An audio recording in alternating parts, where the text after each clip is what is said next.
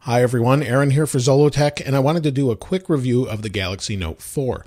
The Galaxy Note 4 is a step up from last year's model and a big step up for Samsung, in my opinion, with an all-metal design. The outside is now all metal all the way around. It's beveled and extremely nice to look at, extremely nice to hold, and feels really, really high quality. Compared to last year's model, it's just leaps and bounds above as far as the way it feels in your hand.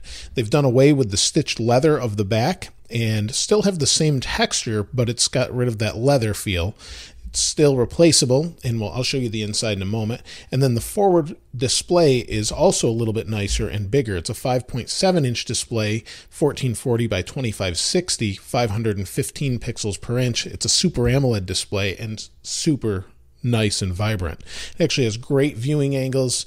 It's probably the best display out there, or one of the best. It just depends on if you like AMOLED versus LCD. So it's really, really nice. You can see there's beveled edges everywhere, and this is very reminiscent of what Apple did with the iPhone 5 and 5S, and they've just taken it to the next level here. They even beveled the volume button here as well. So on this side, we've got the volume button, the bottom. They've done away with the USB 3.0, which is okay for some people, not for others. But then we've got two microphones, our S Pen.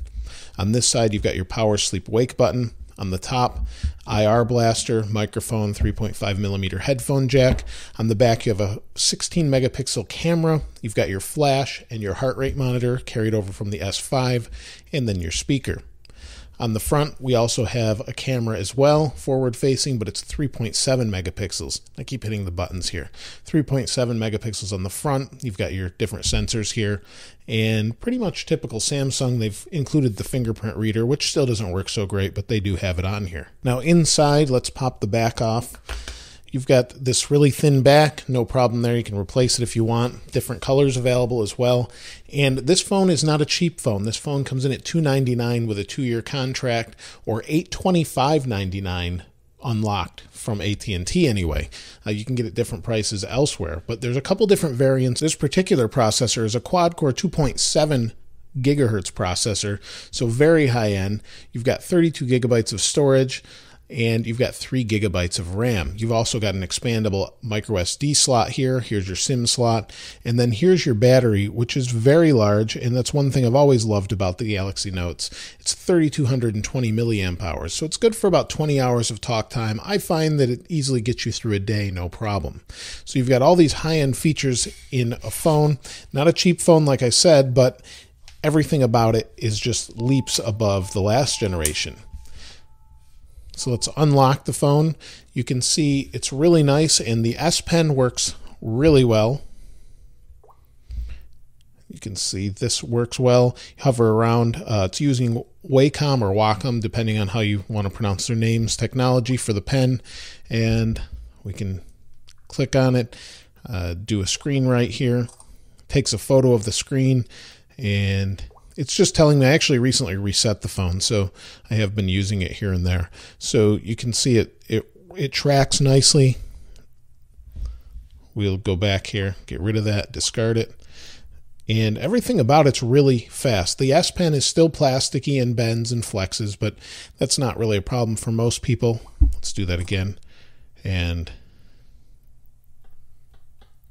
you'll see that there. Really nice. And it's super responsive. I've never seen any lag in this phone for the most part. TouchWiz is still on top of Android, and Lollipop, or Android Lollipop, will be coming soon, and hopefully sooner rather than later. It's definitely a big update and should help with battery life as well. Go to my website here. And super responsive. Everything's just fast about this phone. You can do all sorts of multitasking, have multiple windows open, like last year's, only better. They've improved on literally every single thing on the phone, and they've gotten rid of a lot of their extra different add-on apps up front.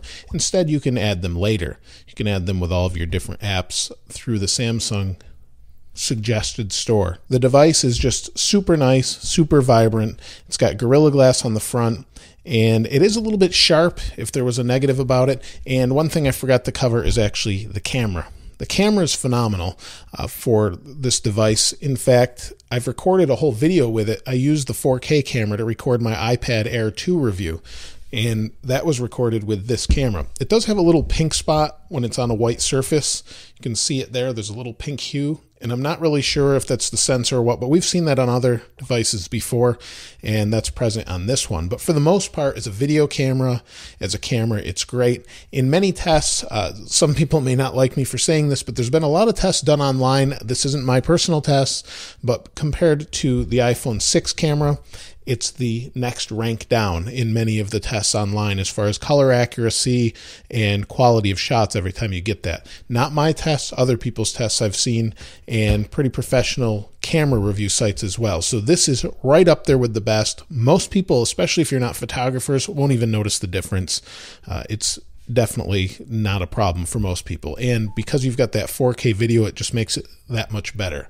But overall, it's a great device, a little bit expensive for some people, but the battery life, the display, and everything about it is great. And I don't think you'd regret getting this if you're looking for this size of a device. It's very large, and next to the regular Galaxy Note 3, about the same size. Just to give you an idea. A little bit thinner maybe, but overall, basically the same.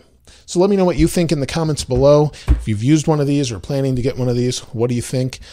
Would you upgrade yourself from a Galaxy Note 3, or probably would from a 2, but from a 3? And let me know what you think in the comments below. If you haven't subscribed already, please subscribe and like. As always, thanks for watching. This is Aaron. I'll see you next time.